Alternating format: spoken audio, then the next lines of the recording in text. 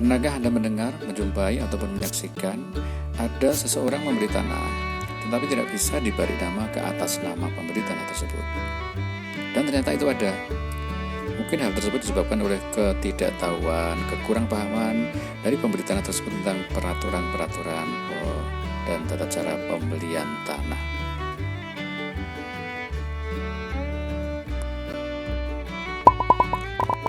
Yang pastinya bisa dibayangkan betapa pusingnya bila hal tersebut terjadi.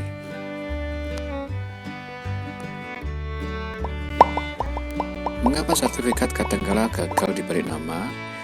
Berikut ini adalah penyebabnya. 1. Pemilik tanah atau sertifikat sudah meninggal dunia dan para ahli waris tidak bersedia tanda tangan proses turun waris. Yang kedua, istri atau suami pemilik tanah atau sertifikat sudah meninggal dunia ataupun bercerai dan tidak mau ikut tanda tangan. Ketiga, tanah belum bersertifikat, misal masih letter C, petok D, dan lain-lain. Kemudian, jenis tanah adalah tanah pertanian. Nah, biasanya tidak tahu aturan-aturan khusus tentang tanah pertanian. Nanti akan kita uraikan di bawah ini. Kemudian, pemilik tanah masih di bawah umur. Nah, ini juga ada aturan-aturan tersendiri. Kemudian, pemilik tanah adalah masih nama bersama di dalam sertifikat. Kalau ada salah satu yang tidak mau tanda tangan atau tidak bisa tanda tangan, ini pun bisa menjadi penyebab sertifikat gagal dibalik nama. Dan masih banyak lain faktor-faktor penyebab sertifikat gagal dibalik nama.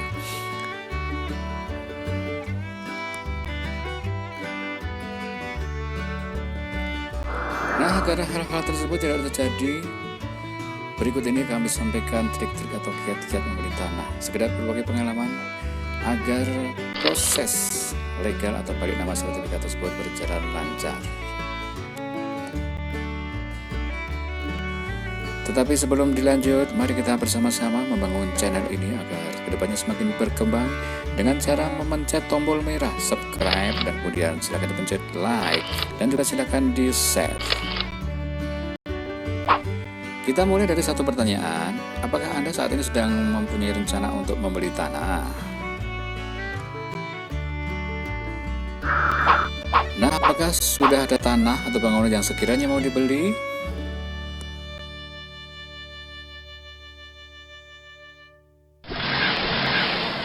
Berikutnya adalah apakah Anda sudah melihat tanah tersebut?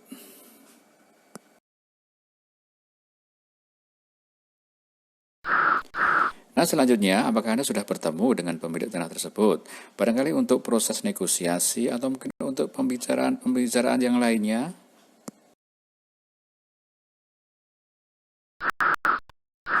Dan apabila Anda sudah bertemu dengan pemilik tanah tersebut, tentunya sudah bernegosiasi, dan apakah Anda sudah sepakat dengan harga yang ditawarkan?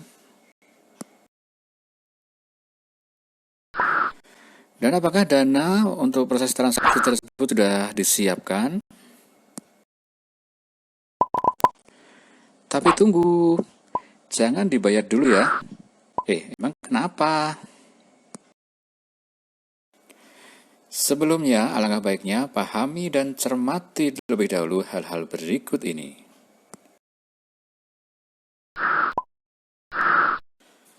Nah, pastinya setelah itu kita akan meminta atau melihat-lihat dulu sertifikat tanah yang akan kita beli.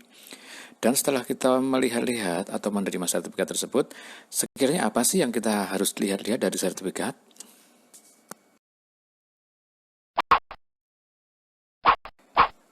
Nah, seperti inilah penampakan dari sebuah sertifikat. Kita lihat ini dari sampul luarnya seperti ini.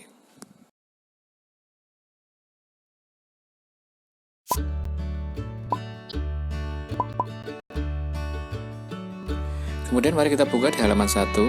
Yang harus kita pastikan atau kita lihat adalah tanah tersebut adalah hak milik. Di manakah kata-kata atau tulisan hak milik? Nah, inilah tempatnya tulisan hak milik. Kita pastikan bahwa tanah yang akan kita beli adalah hak milik. Jangan sampai ada di situ kita maunya beli hak milik, ternyata di sertifikat tersebut tertera tulisan hak guna bangunan atau HGB, hak guna usaha atau HGU, ataupun hak pakai. Karena apa? karena hak milik adalah hak atas tanah yang terkuat, terpenuh, dan seterusnya.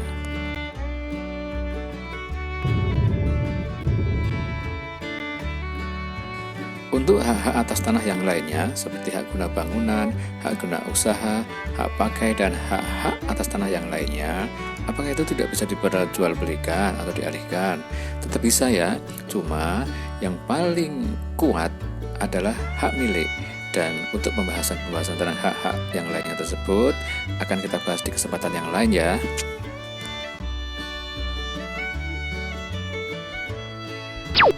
Kemudian mari kita buka ke halaman berikutnya, yaitu halaman di mana nama pemilik sertifikat itu tertera. Disinilah tempatnya nama pemilik tanah tersebut tertulis. Kita harus memastikan bahwa tanah yang akan kita beli, bahwa pemilik tanah yang ada di sertifikat tersebut harus masih hidup. Karena apa? Kalau sudah meninggal dunia maka harus ada urusan-urusan yang lain, tentu saja mungkin harus turun waris dan sebagainya. Dan juga kita harus pastikan bahwa pasangan kawin, yaitu atau suami atau istri dari pemilik tanah tersebut juga masih hidup. Karena apa? Kalau andai kata tanah tersebut hartanya tanah gono gini, maka harus disetujui atau ditandatangani oleh suami atau istri pemilik tanah tersebut.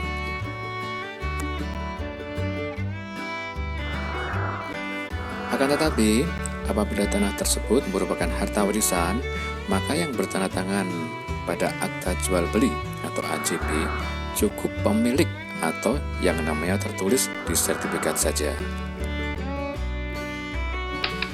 Nah, kemudian bagaimana caranya mengetahui dalam sertifikat tersebut bahwa tanah tersebut adalah tanah warisan?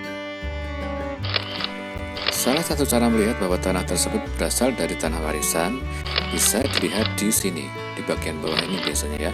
Kalau di situ terdapat kata-kata surat pernyataan warisan atau berasal dari warisan atau dengan kata-kata yang lain yang ada kata-kata warisan, berarti tanah tersebut adalah tanah warisan.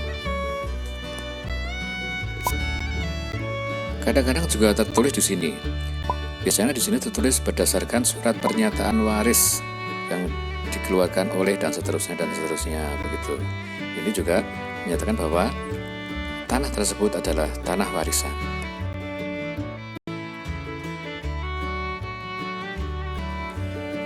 Bagaimana kalau dijumpai di sertifikat tanah tersebut tertulis jual beli seperti ini dan biasanya di halaman seperti ini. Tanah tersebut diperoleh dari jual beli atau dari pembelian. Nah, apabila tanggal jual beli dilakukan setelah perkawinan, maka tanah tersebut adalah harta gono gini.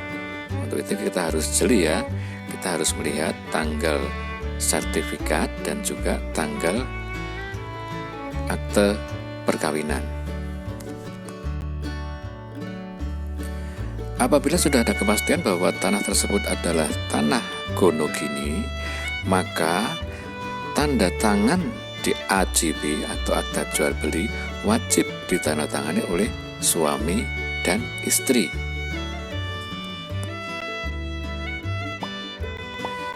Bagaimana kalau suami istri tersebut ternyata telah bercerai? Nah, ini kadang yang menjadi persoalan. Walaupun suami atau istri tersebut sudah bercerai, tetapi tanda tangan tetap harus dilakukan oleh keduanya. Jadi tetap harus mencari suami atau istri yang sudah bercerai tersebut.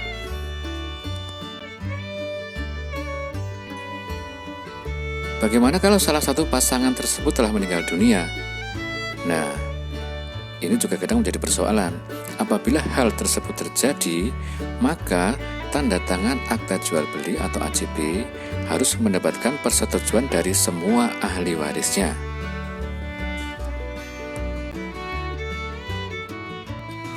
Kemudian bagaimana kalau pemilik sertifikat atau nama yang tercantum di dalam sertifikat tersebut sudah meninggal dunia?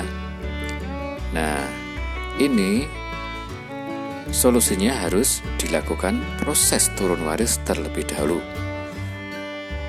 Untuk proses turun waris dan lain-lainnya akan kita bahas di kesempatan yang lain.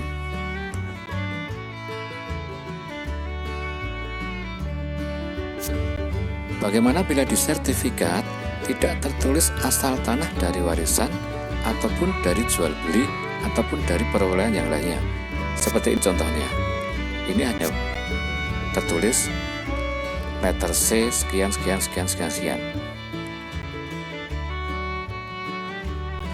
Tanah tersebut berarti adalah tanah dari hasil konversi, yaitu perubahan dari tanah yang belum bersertifikat, misalnya letter C, petok D, dan lain-lain, menjadi tanah yang bersertifikat. Bisa berasal dari tanah warisan, bisa berasal dari tanah jual beli, bisa berasal dari perorangan yang lainnya. Kalau memang tanah hasil konversi tersebut berasal dari tanah warisan, perlu dibuatkan surat keterangan dari kelurahan atau desa yang menerangkan bahwa tanah tersebut adalah berasal dari tanah warisan. Jadi proses akta jual beli atau AJB cukup ditandatangani nama yang tercantum di sertifikat saja, atau misalnya hanya satu orang. Akan tetapi bila tidak ada keterangan dari kelurahan atau desa, maka yang wajib tanda tangan di akta jual beli adalah suami dan istri dari nama yang tercantum dalam sertifikat tersebut.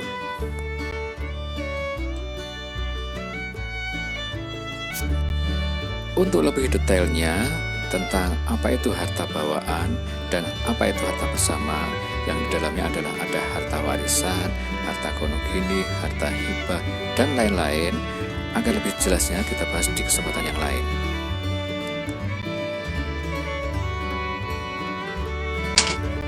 Kemudian mari kita buka di sertifikat bagian agak ke belakang, yang di salah satu subjudulnya adalah tertulis surat ukur. Yang perlu sekali kita cermati adalah bagian keadaan tanah.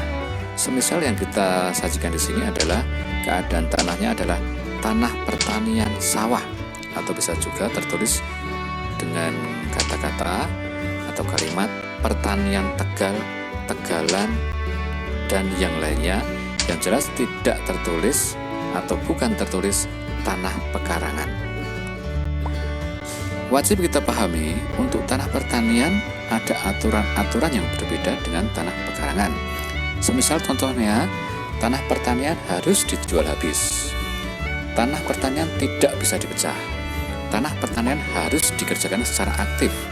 Tanah pertanian harus hanya boleh dibeli oleh orang yang berdomisili atau KTP-nya sekecamatan atau kecamatan yang bersebelahan dengan jarak maksimal 12 km. Dan aturan yang lainnya nanti akan kita bahas tersendiri, termasuk regulasi atau dasar ketentuan dari hal-hal tersebut. Kemudian bagaimana kalau di dalam halaman surat ukur tersebut keadaan tanahnya tertulis tanah pekarangan. Nah, ini berbeda jauh dengan tanah sawah. Tanah pekarangan bisa dikatakan bisa dibeli oleh siapa saja dalam tanda kutip. Jadi tidak berlaku peraturan-peraturan seperti tanah sawah.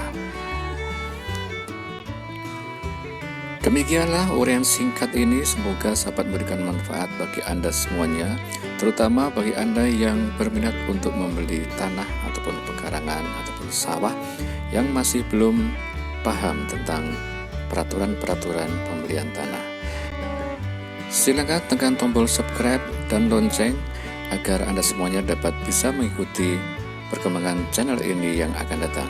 Masih banyak yang akan kita bahas, misalnya tentang cara membaca sertifikat dan lain sebagainya. Wassalamualaikum warahmatullahi wabarakatuh.